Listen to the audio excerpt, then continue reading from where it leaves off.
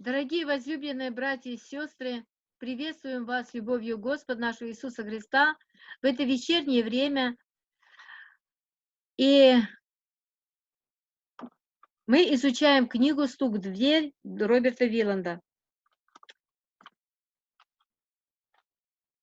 Вначале молитва. Помолимся. Наш дорогой Господь, мы благодарим Тебя за то, что Ты собираешь нас в этот вечерний час для того, чтобы открыть нам свои истины. Боже, Ты знаешь наши сердца, какие они. Поэтому мы молим, Господи, чтобы Дух Твой Святой коснулся их, наших сердец, и Твоя истина могла остаться в этом сердце, и Слово Твое могло произвести в нас то действие, для чего Ты его посылаешь. Господи, дай нам мудрости уразуметь истины Твои, дай нам сердца смиренные, чтобы впустить их в сердца наши, и Духа Святого, который принес бы эти истины и вложил их в наши сердца. Мы верим, Господи, что Ты исполнишь нашу молитву, потому что она по воле Твоей. И мы просим все это во имя Иисуса Христа. Аминь. Аминь.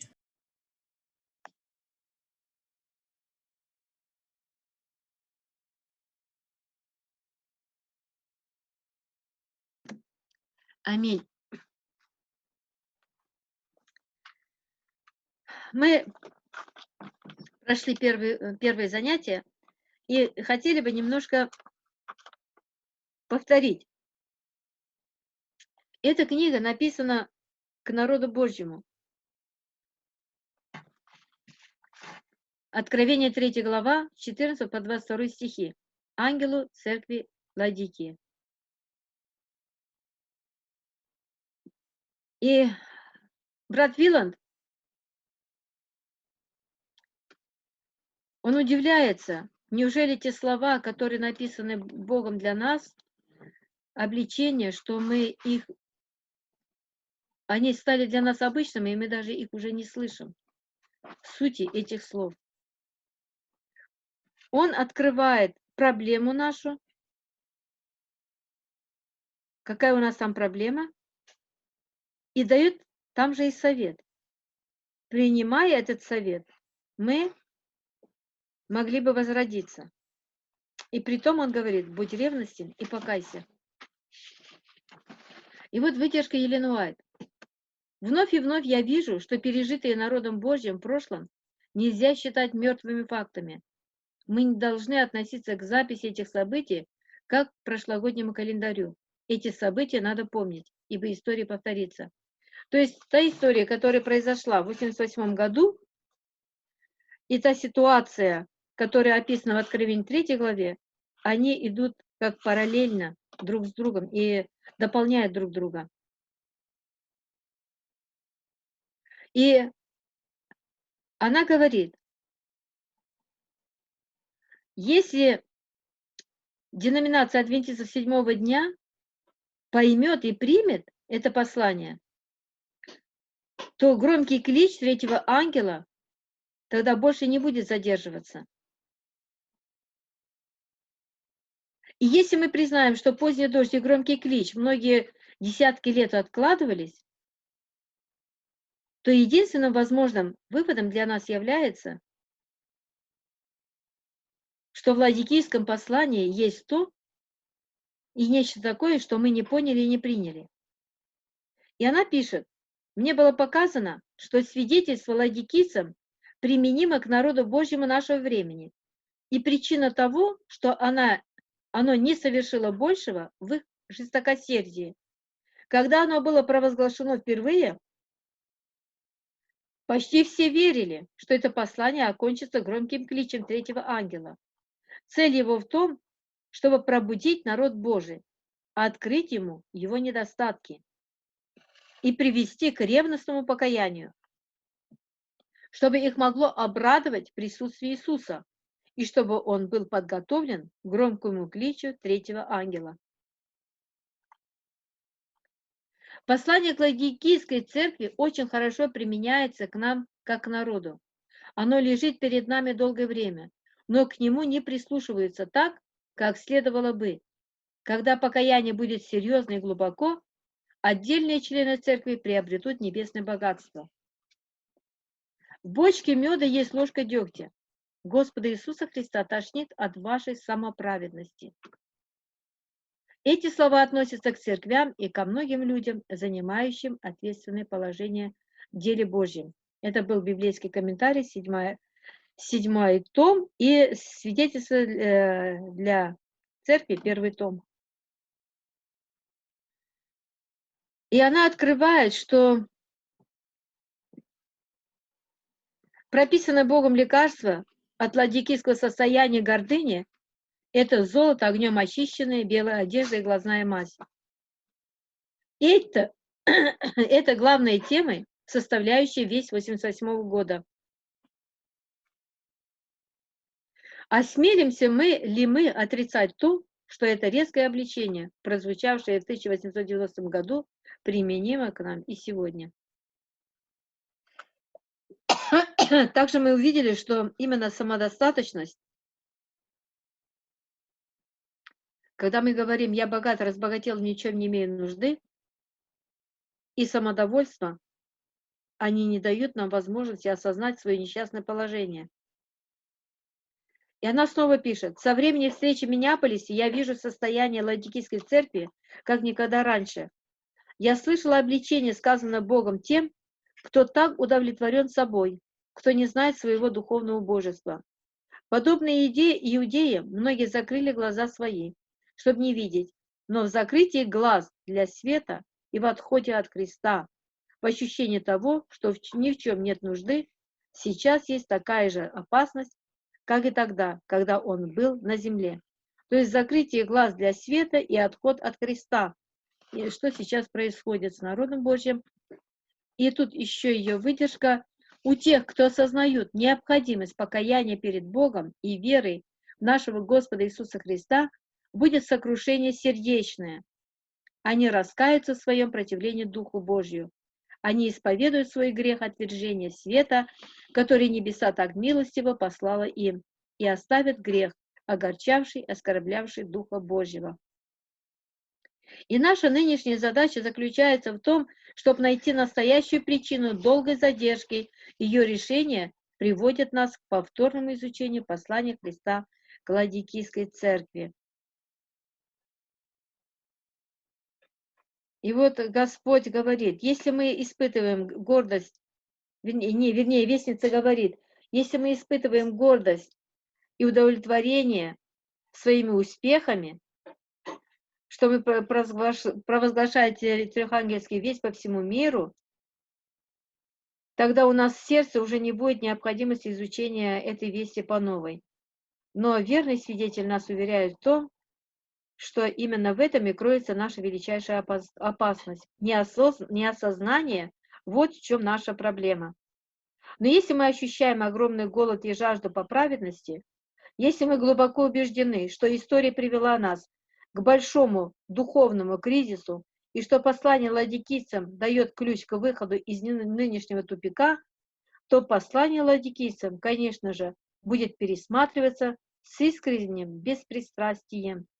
Возможно, тогда в ответ на пламенную молитву Святой Дух сможет воздействовать и на читателя, и на автора, и привести их к общему переживанию открытия и просвещения. Но это, конечно же, есть воля Божья для всех нас. И вот маленький абзац еще. Верный свидетель указал золото как первое лекарство. Не потому ли, что осознание нашей доктринальной и духовной нищеты является самым сложным барьером в нашем сознании? Если это новое изучение послания ладикийцам имеет вообще какую-либо ценность, то все мы найдем, что оно приводит нас к этим выводам. Не может ли быть так, что наш Господь мягко, но настойчиво напоминает нам, что переживание беспрецедентных возможностей, которое открывается при позднем дожде и громком кличе, будет связано с испытаниями и жертвами, столь же жестокими, как огонь, очищающий золото.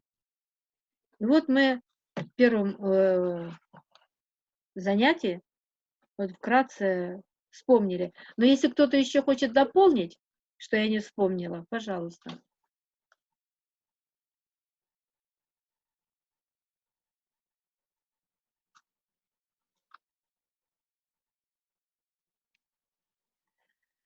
Если нечего дополнять, тогда то, что мы о прошлом уроке, тогда мы читаем дальше. Дальше у нас урок называется «Кому адресовано это послание?». При взгляде на Откровение 3 главу, 14 по 21 стихи, мы обнаруживаем несколько очень важных вещей. Давайте мы еще раз откроем и повторим. Все-таки повторение для нас лучше, чтобы оно запоминалось. Хотя мы эти вести знаем уже, но тем не менее. «И ангелу Ладикийской церкви напиши: так говорит Аминь, свидетель верный и истинный, начало создания Божия. Знаю твои дела, ты не холоден, не горяч. О, если бы ты был холоден или горяч! Но как ты тепл, а не горяч и не холоден, то извергну тебя из уст моих. Ибо ты говоришь: я богат, разбогател и ни в чем не имею нужды, а не знаешь, что ты несчастен и жалок, и нищ, и слеп, и наг. Советую тебе купить у меня золото огнем очищенное, чтобы тебе обогатиться, и белую одежду, чтобы одеться, и чтобы не видна была срамота наготы твоей. И глазною мазью помажь глаза твои, чтобы видеть. Кого я люблю, тех обличаю, наказываю. Итак, будь ревностен и покайся. Все стою у двери и стучу. Кто услышит голос мой и отворит дверь, войду к нему и буду вечерять с ним, и он со мною. Побеждающему дам сесть со мной на престоле моем, как и я победил и сел с отцом моим на престоле его». Во-первых, мы находим, что это послание адресовано не рядовым членам церкви, а ее руководству. Это полностью отличается от обычного его применения, устоявшегося за много десятков лет. В то время как мы, служители, часто увещевали наши собрания принять это послание, Господь все время хотел, чтобы его приняли мы, служители. Он адресует свою весть так: ангелу Ладикийской церкви напиши. Откуда нам известно, что ангелы церкви – это руководство церкви? Он сам отвечает: «Тайна 7 звезд, которые ты видел в деснице моей, и 7 золотых светильников есть сия».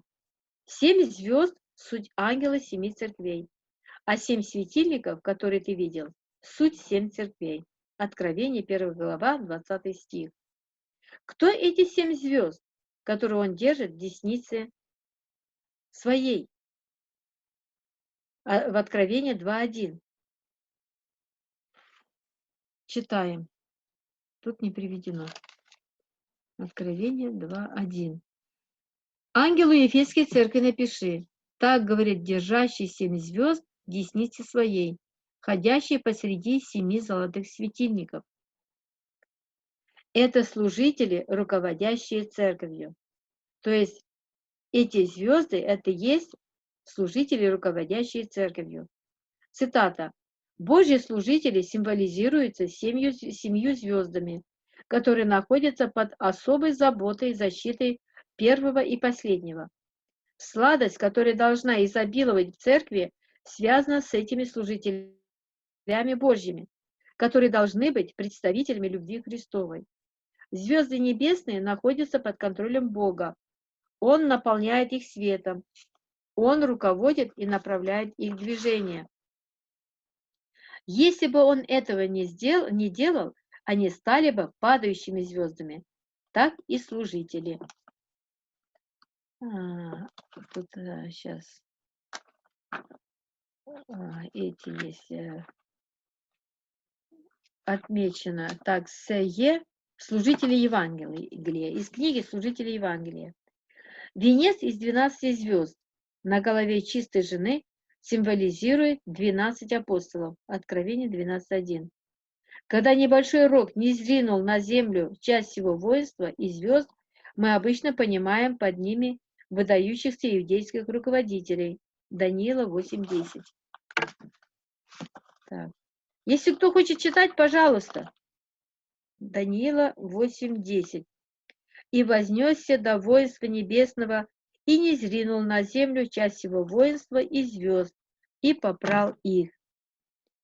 Под звездой по имени Полынь мы понимаем Атиллу, вождя гуннов, а третью часть звезд, пораженную произведенными им опустошением, мы истолковываем как руководители Римской империи. Открываем, давайте, Откровение, 8 глава, 11-12 стихи. И тут нужно немножко разобраться, потому что я сама до конца тут не понимаю. Откровение, 8 глава, 11-12 стихи. «Имя сей звезде – Полынь, и третья часть вод сделалась полынью, и многие из людей умерли от вод, потому что они стали горьки. Четвертый ангел вострубил, и поражена была третья часть солнца, и третья часть луны, и третья часть звезд, так что затмилась третья часть их, и третья часть дня не светла была, так, как и ночи». Кто бы хотел вот это именно Откровение 8, 11, 12 прокомментировать? Ну, а если есть какие-то у вас добавления, комментарии, пожалуйста.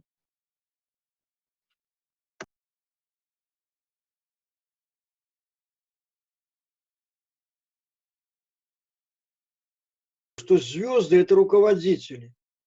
Вот в этих вот стихах он просто приводит эти стихи и показывает, что звезды – это руководители. Вот мы читали же, когда небольшой рог не зрил на землю часть его воинства и звезд, мы обычно понимаем под ними выдающихся иудейских руководителей. Даниила 8.10. Под звездой по имени Полынь мы понимаем Аттилу, вождя гуннов. А третью часть звезд, пораженную произведенным им опустошением, мы истолковываем как руководители Римской империи. То есть по звездам он говорит, ну, ведь наш урок о чем? Что кому адресовано это послание. И вот мы видим, это самое, сейчас, одну минутку. Вот ангелу Ладикийской церкви напиши, кто такой Аминь и кто такие звезды. Вот Ладикийская церковь напиши, так говорит Аминь. Так вот, кто такие ангелы Ладикийской церкви? Это руководители. И вот этими стихами, Виланд, ты показываешь, что, ну, чтобы мы утвердили, что ангелы это руководители, звезды. Ну, понятно, я думаю, или нет? Да, понятно, мне понятно. Да, поняла, да. Он просто приводит эти стихи, и тебе показывает, что, вот, ну, как мы понимаем, ангелы и звезды это руководители. Ну что, тогда идем дальше. В церковном руководстве сказано, что это в особенности люди, занимающие посты, которые Бог установил для водительства своего народа. Отсюда следует, что ангел Ладикийской церкви – это люди, руководящие церковью, огромное сердце этого труда, высшая власть, которая есть у Бога на земле. Так, книга ЦЗЦ.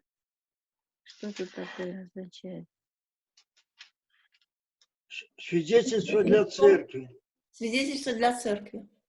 Том 3. А раньше было Поняла. Значит, именно этим руководителям Господь Иисус прежде всего адресует свое крайне важное послание к ладикийцам.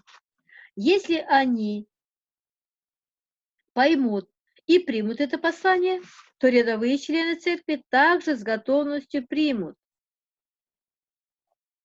Это вытекает из следующего высказывания.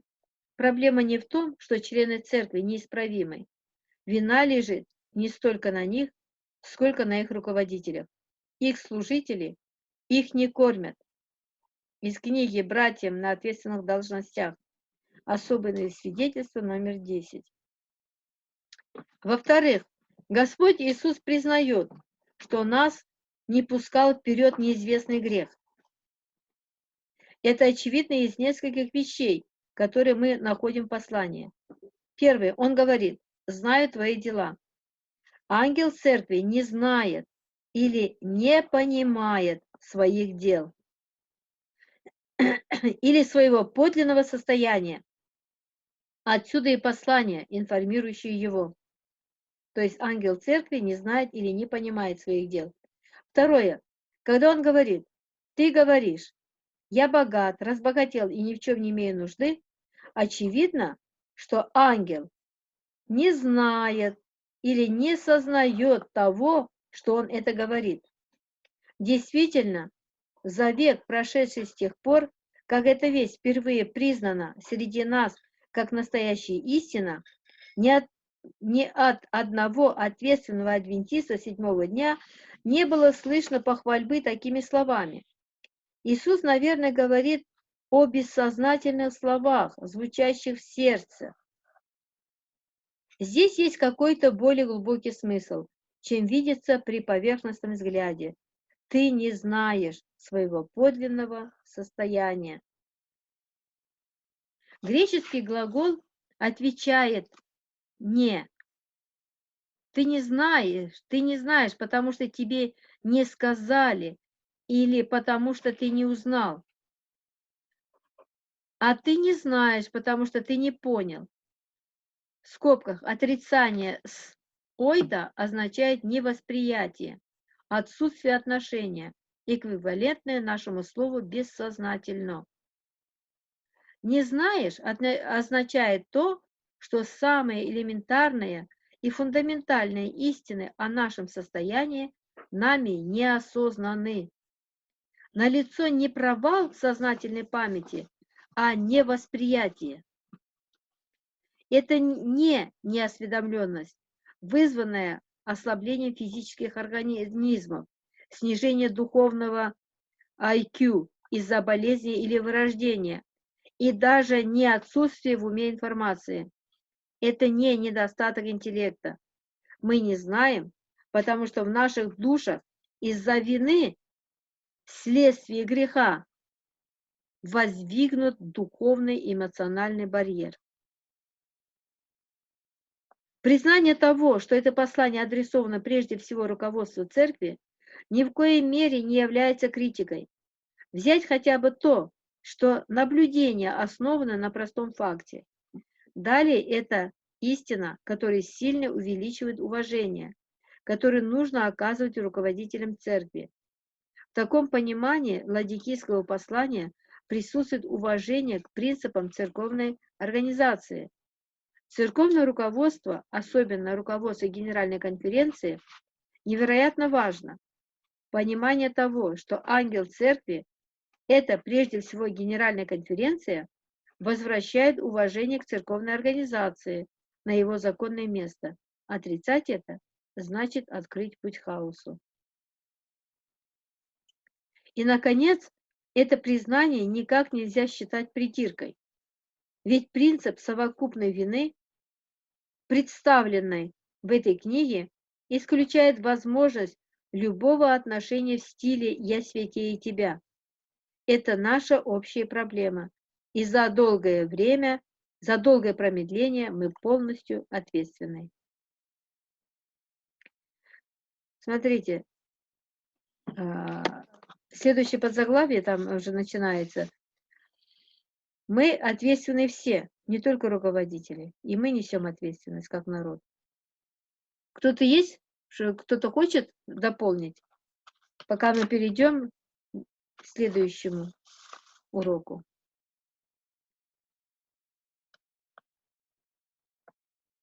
Я хочу вот что сказать. Смотрите, как интересно.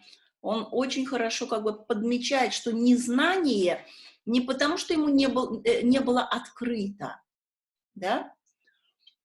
Ну, как бывает, ну, мы не знаем, потому что, ну, вот как люди неверующие, им как бы, ну, не открыто, да, и они 10 заповедей не знают. Не потому, что не было открыто, а они не знают, потому что не хотят принять, да, вот здесь вот.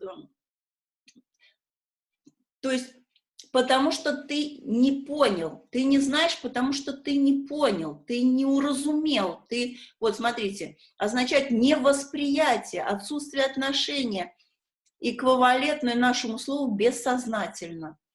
То есть он как бы вот слушает, да, но абсолютно не воспринимает. То есть такое впечатление, что это не к нему относится. Получается вот так, да? Вот это слово. Правильно я поняла?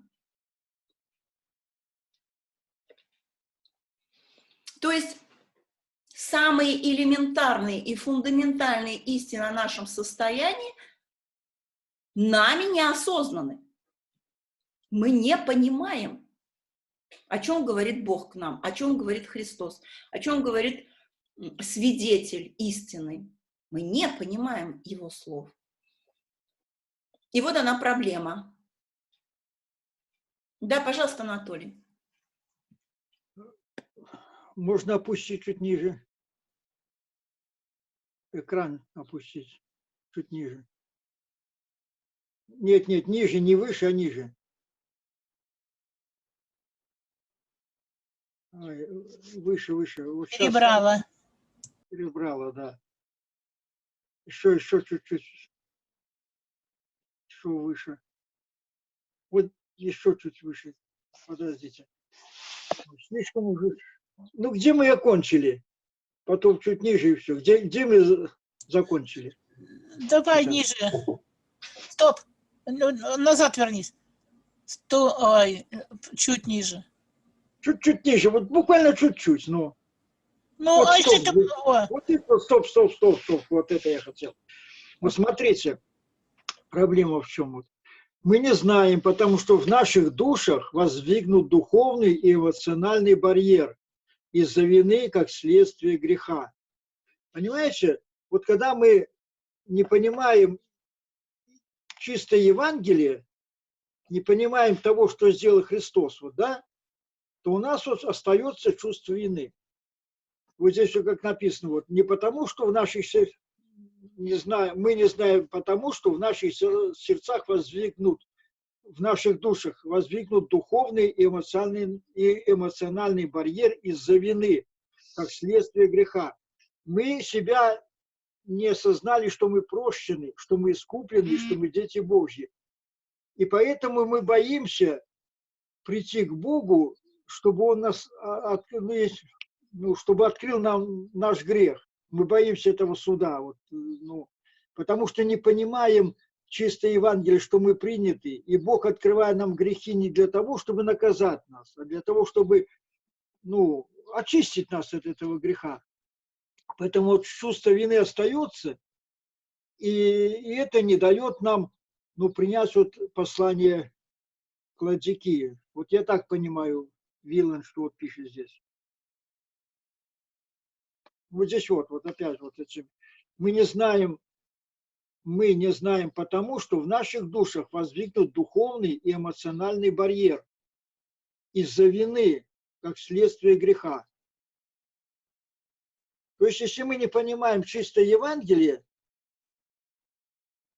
вечное Евангелие, что мы прощены, что Христос нас уже искупил, уже простил, уже принял и уже посадил, а это отвергается в церкви.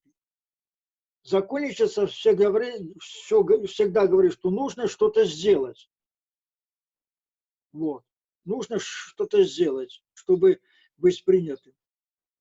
А Господь уже нас принял, и поэтому чувство вины, и Господь не может достучаться до наших сердец, чтобы открыть грехи наши, которые у нас есть. Вот поэтому, потому что не звучит чистое Евангелие. Понимаете, да? Да. Да, потому что действительно вина, чувство вины вот это, и надо что-то сделать, я должен что-то сделать. Вот это я сковывает нас, Да. это сковывает церковь. Потому что вот у меня чувство вины, и я что-то должен сделать, чтобы Бог меня простил. И я все время делаю, и все время не то. Все равно чувство вины у меня. И никак вот этот замкнутый круг. А действительно, что из-за этого чувства вины не могут никак понять. И еще вот там я хотела сказать, что да, большая вина, конечно, на вот руководителях, да, потому что там мы читали, что если бы руководители это приняли, то народ бы принял. Но все равно это с народа вины не слагается, потому что Господь сказал: проклят надеющийся на человека.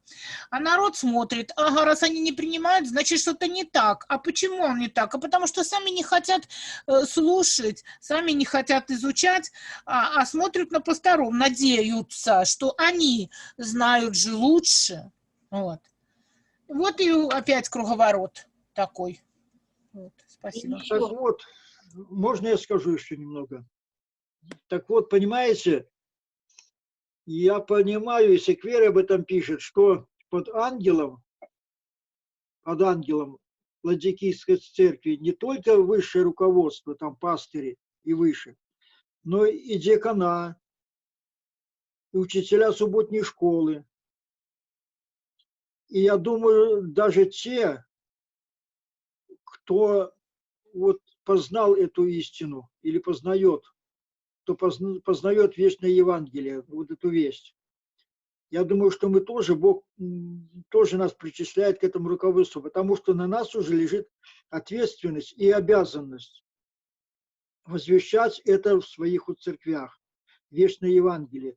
Не упреками, что вот вы такие-сякие, вы отвергли там, а именно возвещать, что мы прощены, что мы искуплены, и показывать вот это именно из Священного Писания.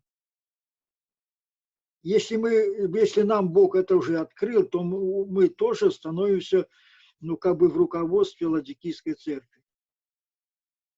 Я так понимаю.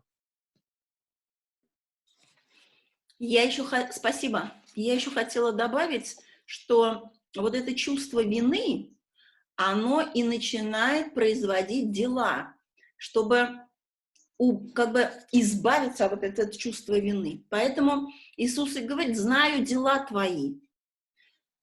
Когда нету внутри мира и покоя, когда нету внутри Христа, человек начинает своими силами бороться, чтобы угодить Богу и избавиться от вот этого чувства вины. И он начинает своими силами, да, желая добиться одобрения Бога, он начинает своими силами что-то делать. Поэтому Бог и говорит: знаю дела твои. Но это твои дела, а не мои. Как бы говорит. А мне нужны, чтобы ты принял меня, и в тебе были мои дела. Вот к чему ведет чувство вины. А поэтому, так как они делают дела, они хвалятся и говорят: мы же делаем дела, поэтому я богат, разбогател и ни в чем не имею нужды. Вон сколько мы чего делаем. Вот как мы стараемся. Вот. И поэтому Богу очень тяжело пробиться, достучаться. Такая стена идет. Ну, а глубинная, как бы, проблема, это, конечно, вот как сейчас здесь написано, эмоциональный барьер из-за вины, как следствие греха. Спасибо. Спасибо Спасибо всем. большое. Вот до меня сейчас только дошло вот то, что ты сейчас говорила. Знаю дела твои. Я как-то раньше не доходила до меня вот это, что это именно, да, это твои дела. Это не мои дела, это твои дела. А мои дела, ты не даешь мне в тебе делать мои дела. А это все твои дела, да. Спасибо. Спасибо всем. И вот этот у нас абзац заканчивается такими словами.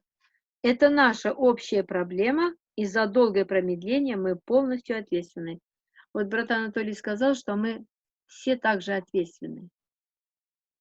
за это промедление. Потому что мы задерживаем пришествие нашего Господа через наше неверие. Ну что, дальше читаем?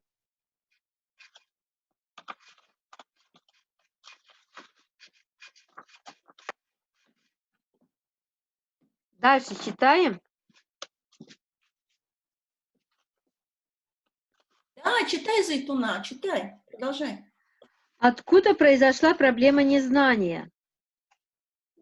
Глубокое чувство вины зародилось в душе человека в Эдемском саду, когда пали наши прародители. Оно столь же реально для нас сегодня, как и для Адама, ибо в Адаме все умирают. 1 Коринфянам 15:22. Все мы повторили падение Адама. Римлянам 5:12 также. Также Римлянам 5:12.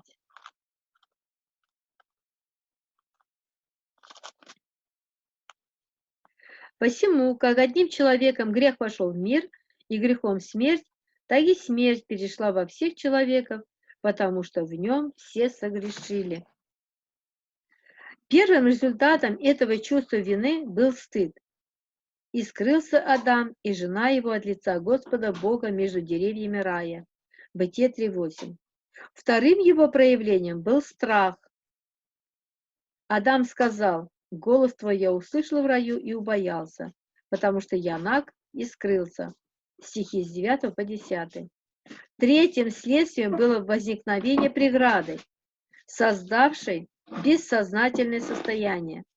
Адам оказался неспособным осознать свою вину и исповедать ее. Таким образом, он немедленно подавил это чувство. Он свалил все на Еву. Адам сказал: «Жена, которую ты мне дал, она дала мне от дерева, и я ел». Стих 12. Виновная пара должна была там же и тогда же умереть, ибо возмездие за грех смерть. Римлянам 6:23.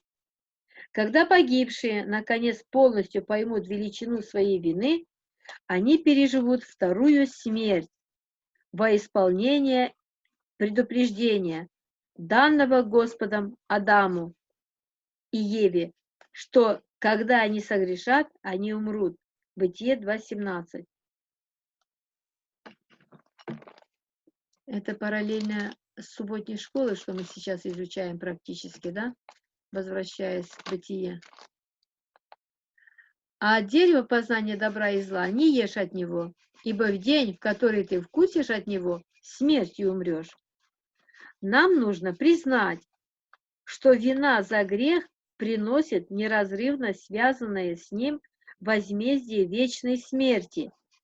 И сам факт того, что наша биологическая жизнь продолжается в течение испытательного срока, является первостепенным свидетельством существования бессознательного механизма подавления, берущего свое начало в Эдеме. Я этот абзац прочту еще раз, длинное предложение.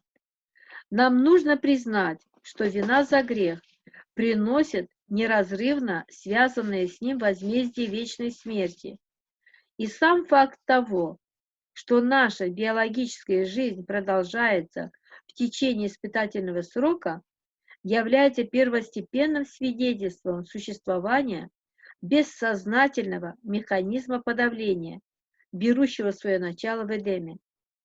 Это состояние незнания было, следовательно, благословением, ибо оно сделало жизнь возможной. То есть, если бы не было этого состояния незнания, то, наверное, мы все погибли. Целью Бога было, конечно, дать человеку возможность узнать покаяние и веру в Спасителя. Четвертым следствием было развитие вражды против Бога. Жена, которую ты дал мне. Адам почувствовал, что в этой проблеме в действительности виноват Бог. Этот возникший бессознательный барьер возник также и у Евы, и она также не смогла легко принять и исповедать свою вину. Змей обольстил меня, и я ела. Бытие 3:13. Со времени этого первого греха в саду человечество повторяет тот же трагический путь. Если у человека нет веры в Божественного Спасителя, который несет все бремя его вины, полное осознание вины убивает его. В этом свете представляется милостью то, что мы не сознаем глубины греха и вины. Это для нас благословение, что мы до конца не осознаем глубины греха и вины. Это состояние незнания могло сохраняться вечно, если бы не должно было произойти второе пришествие Христа, и греху должен был прийти конец. Отсюда и ладикийское послание.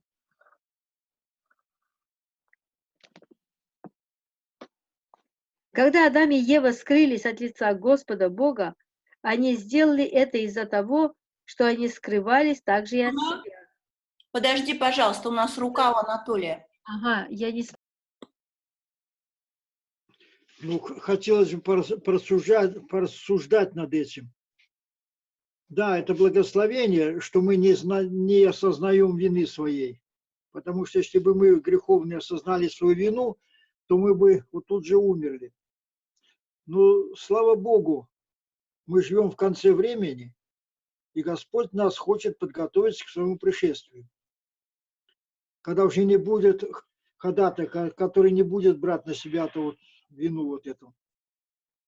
Поэтому вина должна быть открыта нам. Должна быть открыта вина. Но если она будет полностью открыта, мы умрем. Поэтому Господь нам по своей великой милости посылает Евангелие свое. Евангелие, которое укрепляет нас. Он говорит, вы прощены. Вину я взял на себя уже.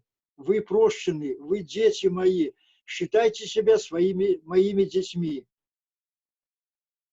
Понимаете? И поэтому, когда мы дети, и когда мы прощены, и когда мы вот это приняли и понимаем хорошо, Господь может нам открыть нашу вину.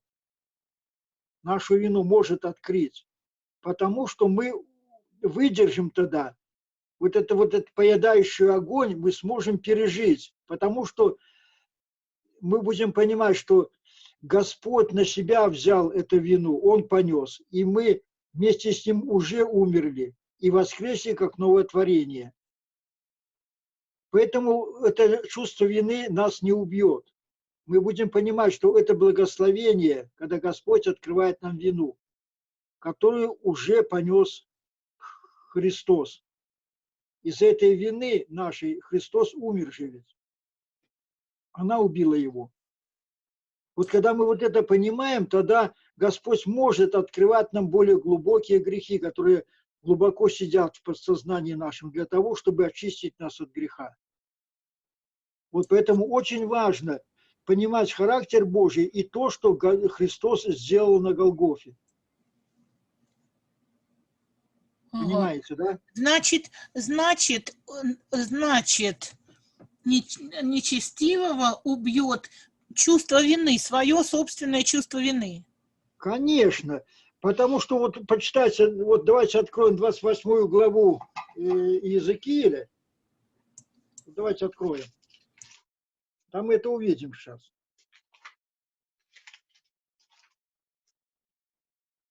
Двадцать 28 глава. Сейчас.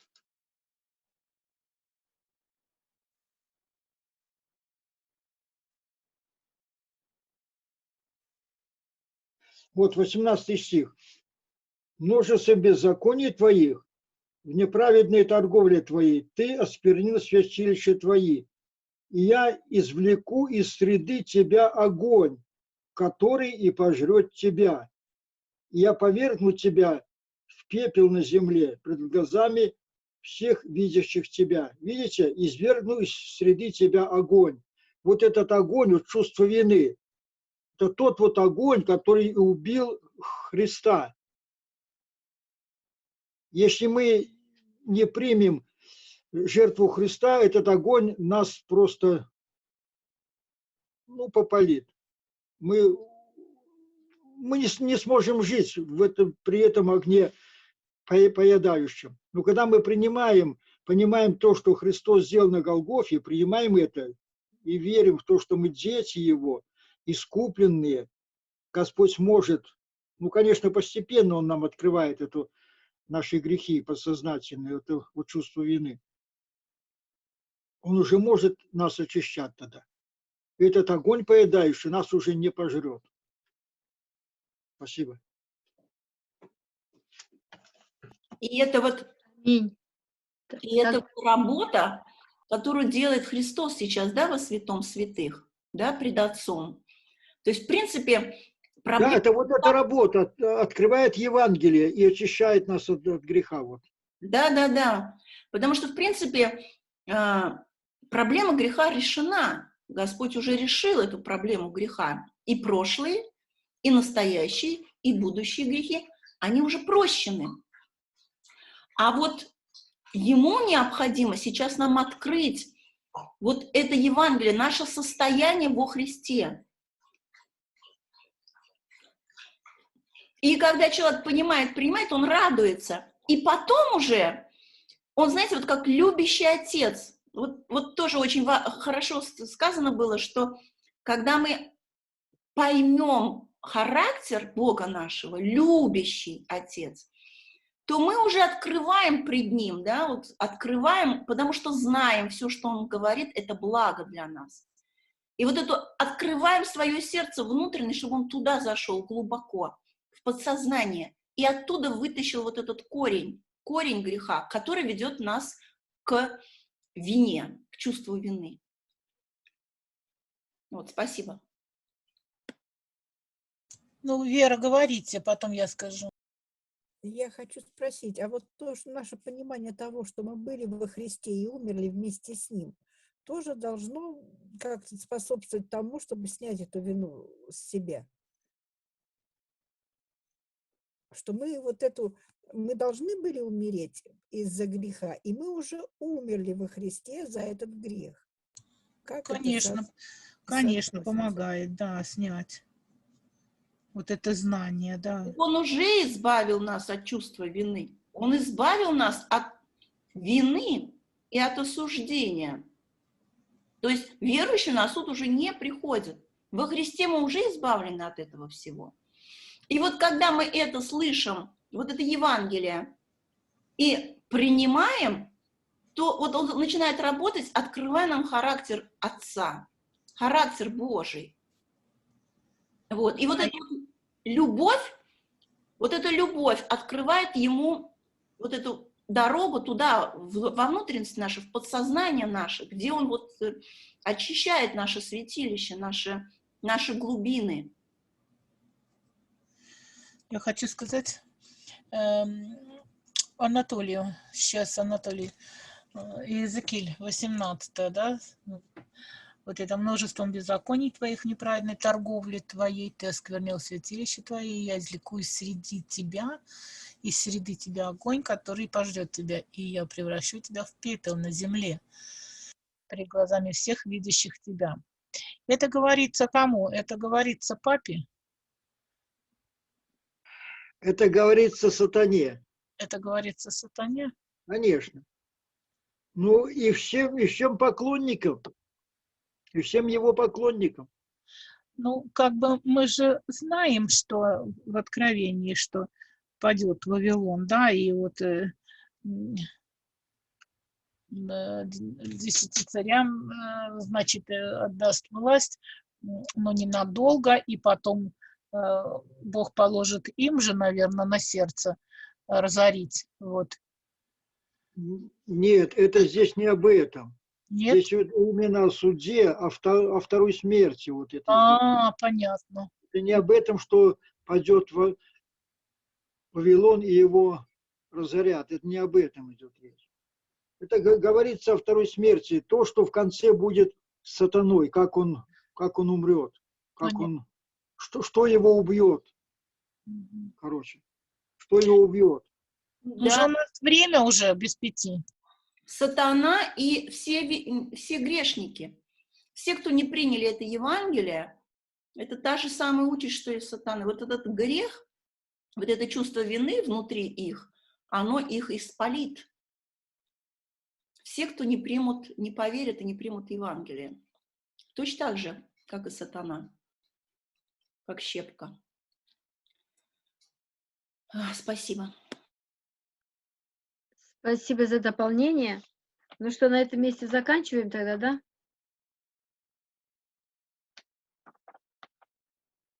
Да, время уже. Помолимся давайте. Наш милосердный Господь, мы снова и снова видим Твою любовь к нам. Если бы Ты так милостиво не сокрыл от нас все наше чувство вины и все состояние греховности нашей, то мы бы тогда сразу бы умерли от Твоего влияния, от Твоего действия в нашей жизни. Но мы благодарны, Господь, что Ты шаг за шагом открываешь нам наше истинное состояние благодаря Твоей же любви, когда Ты нас привлек своей любовью, своим вечным Евангелием и открылся нам, как Бог прощающий. И когда Ты нам простил все грехи наши, и прошлое, настоящее, и будущее, на Голгофском кресте, Ты освободил нас от чувства вины. И только тогда, когда человек принимает Тебя под Твоим же влиянием, в свое сердце, своим Господом и Спасителем, только тогда Ты начинаешь открывать нам грехи наши. Мы так благодарны Тебе, Господь, что Ты так милостиво, так нежно обходишься с каждым из нас. Благодарны Тебе, Господи. И даруй нам понимать, разуметь все, что мы будем читать, осознавать. И открывай нам все те неосознанные наши грехи, которые еще находятся в глубине, в нашем подсознании, и вытаскивай их ради любви к Тебе, ибо Ты достиг нас, Господи, и мы за это благодарны. Благодарны за эту книгу, которую Ты нам послал сегодня, в это время ожидания Твоего возвращения. И когда Ты будешь готовить свой народ или уже готовишь свой народ к встрече с Собою, Ты показываешь наше истинное состояние. И я желаю, чтобы народ Твой покаялся, чтобы мы понимали и разумели, что это наша общая проблема, не только руководителей церкви, но и полностью весь народ Твой несет ответственность за это промедление, которое произошло. И также Ты показал нам, что чувство вины, первым результатом чувства вины это был стыд, потом страх, потом бессознательное состояние неспособности осознавать свою вину и исповедать ее, а потом уже вражда против Бога. Господь, у Тебя есть целительный бальзам, и Ты знаешь, как нас исцелить, Ты знаешь, как восстановить, и Ты уже это сделал во Христе Иисусе. И мы безмерно благодарны Тебе, Господь. Благодарим Тебя, что Ты пребывал с нами Духом Твоим Святым. Благодарим, Господь, за всех участвующих. Благодарим, Господь, за это драгоценное время, которое Ты нам даровал. Славу прими наш любящий Бог, истинный, вечный, Творец неба и земли, во имя Иисуса Христа и ради пролитой крови Его на Голгофе. Аминь.